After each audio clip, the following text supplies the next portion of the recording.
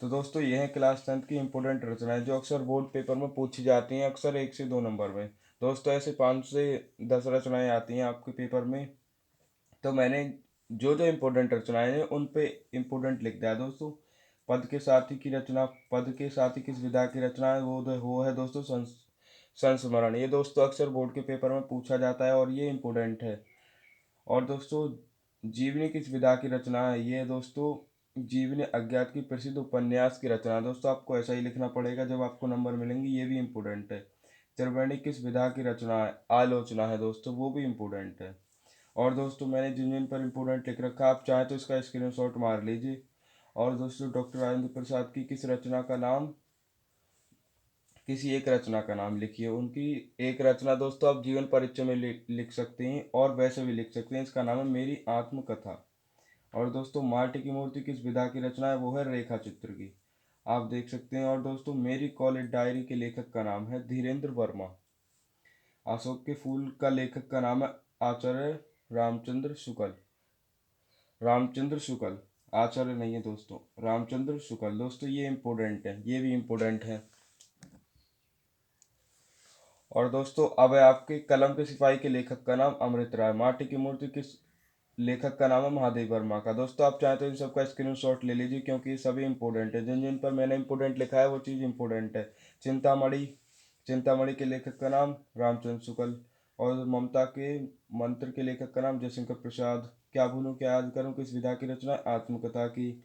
और क्या भूलूं क्या याद करूं उसके लेखक का नाम क्या, हरिवंश राय बच्चन। और दोस्तों कंकाल किस विधा की रचना है, उपन्यास की है। त्यागपत्र के रचनाकार का नाम लिखिए, वो है जुनैद कुमार। दोस्तों इंपॉर्टेंट इंपॉर्टेंट बता रहा हूँ। गांधी जी के देन के लेखक का नाम क्या है, डॉक्टर राजेंद्र प्रसाद। जयशंकर प्रसाद की किस एक कृति का नाम लिखिए। उनकी एक बहुत सारी कृतियाँ, लेकिन हमें एक का लिखना है तो हम तितली लिख देते हैं। विक्रय पन्ने के लेखक का नाम क्या है, पद्मलाल पुन्नीलाल बख्शी। क्या बोलूँ क्या याद करूँ, ये है दोस्तों क्या भूलूं क्या याद करूं, ये बहुत इंपॉर्टेंट है, पद्मलाल पुन्नीलाल बख्शी ने लिखा है। और गेहूं और गुलाब के लेखक का नाम क्या है, रामवृक्ष बेनीपुरी। तो दोस्तों अब आपकी 25वीं रचना, कंकाल के लेखक का नाम लिखिए। दोस्तों कंकाल के लेखक का नाम जो है वो है जयशंकर प्रसाद, ये इन्होंने ही लिखा था।